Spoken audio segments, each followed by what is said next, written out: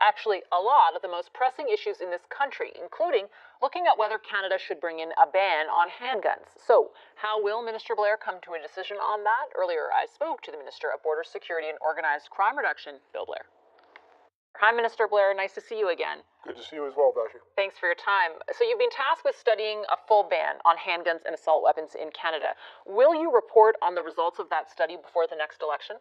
Absolutely. The Prime Minister has made it very clear that he wants me to do a very comprehensive review of the issue of gun violence and frankly, to consider all of our options, including including a handgun ban and a ban on assault rifles. And so, that work will commence immediately.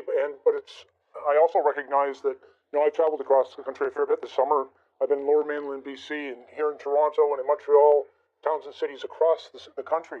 People are very concerned about gun violence, and they want and expect their government to take effective measures. And I'm quite prepared to engage with stakeholders, talk to the provinces and territories, and work diligently to examine that issue, find the ways that are necessary to keep our country safe. So when will the results of that, or when will that study be completed? What is the timeline, and will the results be made public? Well, I can tell you that we'll begin immediately. It's important work, and there are many issues to be canvassed, but it is my intention to report back to the government. I hope to also be transparent about this. This is an issue that concerns Canadians. I know we've heard from a great many of them, and there are many stakeholders in different perspectives on gun safety and gun legislation, and so I'm hoping that can be as open and transparent as possible. A very collaborative approach is the way I think that we need to go forward, but at the same time, we have to very critically examine all of the things that we can do to keep our country safe. It's also important to acknowledge that actually we already have very strong legislation before the Senate, Bill C-71, and so we have taken some very important and effective measures to create a safer environment and to improve the system of encouraging responsible gun ownership. But we're quite prepared to look at any other measure that can be effective in keeping our community safe. Do you think a ban will be effective in addressing the issue when one of the major issues is illegal guns coming across the border?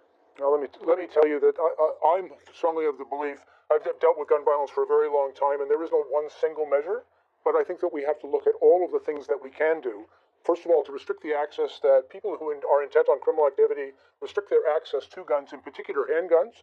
But in addition to that, we've got to do a lot of work within our communities and with young people to reduce the demand for guns and to really get at this violent subculture that exists in many of our urban and even rural communities in order to make them safe. So we're looking at all of the things that are necessary and will be effective in keeping our country safe, including greater restrictions possibly around firearms, but also reducing the demand for those guns. I also asked the minister about another part of his mandate, to oversee the surge of asylum seekers coming into this country. Have a listen. In a recent letter to the Canadian Bar Association, first reported on by the National Post, Immigration Minister Ahmed Hussein called the backlogged asylum system unsustainable. Your government has criticized the opposition for calling this issue or anything around it a crisis. But if it is unsustainable, doesn't that mean it is a crisis? Actually, we've made some very significant investments. I think the minister was advising the Canadian Bar Association that we have to make some changes in the way in which we are managing the IRB hearings for those who are seeking asylum. And we're making significant investments in order to reduce the amount of time that it takes to complete that process. And in addition to that, I've been very specifically tasked by the Prime Minister to lead a discussion and enter into discussions with the United States about modernizing the Safe Third Country Agreement. But we are already taking very significant steps to manage the situation that we are currently dealing with and to reduce the backlog that was created by the initial surge. And so those investments are being made, and the situation is being managed. Quite frankly, I believe it is not a crisis, simply because we are making the changes and addressing the circumstances that have given rise to this situation. And right now, I will tell you the numbers are down significantly over the surge that we experienced earlier in the year. And the number of people actually crossing the border each day is quite manageable with the resources that we currently have dedicated to it. So what do you mean by manageable? Because I think you've invested $74 million specifically in 2018 in the budget, especially to help the IRB finalize claims. Has that process sped up because of that investment, and by how much? That process, what we were confronted with was a very significant backlog of cases as a result of the surge that happened. The investments are being made, and we're staffing up in order to deal with that backlog.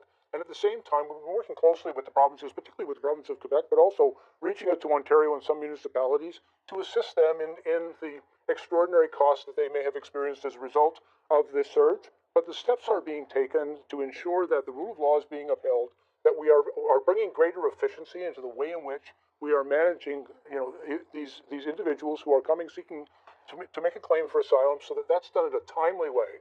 And in addition, there are important discussions that need to take place in a bilateral. Since 2004, we've had a bilateral agreement with the United States called the Safe Third Country Agreement. That circumstances have changed over the last 14 years.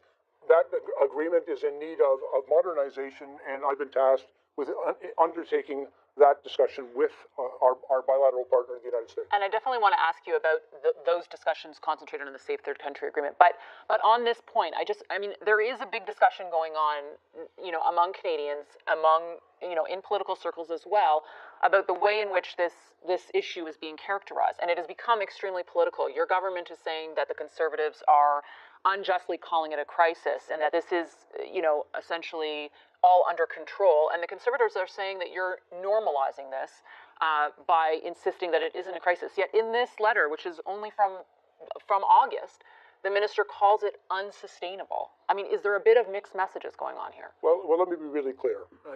I'm not criticizing anyone's comment or critique on them. If good ideas come forward, they'll be considered. But we're managing the situation as it currently exists, and we're taking, I think, important steps. We've taken steps already with our international partners, and particularly the United States, to mitigate the impact of individuals coming to our border. There is obviously more work to be done there, and we're doing that work.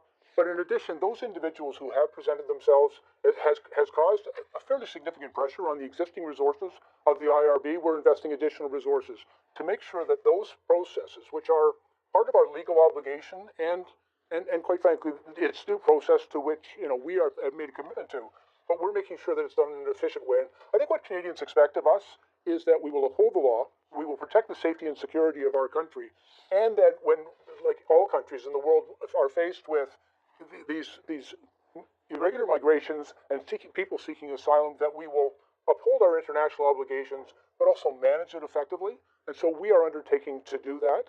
And certainly we have dealt with some extraordinary circumstances as a result of things that have taken place outside of our country. But we are managing that, I think, quite effectively. And where we can make improvements on the existing system, we're making those investments, we're making those improvements, and we're doing everything we can to uphold the rule of law, but also to ensure that people who present themselves at our borders seeking the protection of asylum, that we fulfill our international and Canadian legal obligations to those individuals, to treat them with compassion and with dignity. When will is there a date set for your first meetings with your counterparts in the U.S. on the Safe Third Country Agreement? No, as you know, that there are a number of really important discussions going on with the United States even today, and you reported on that earlier.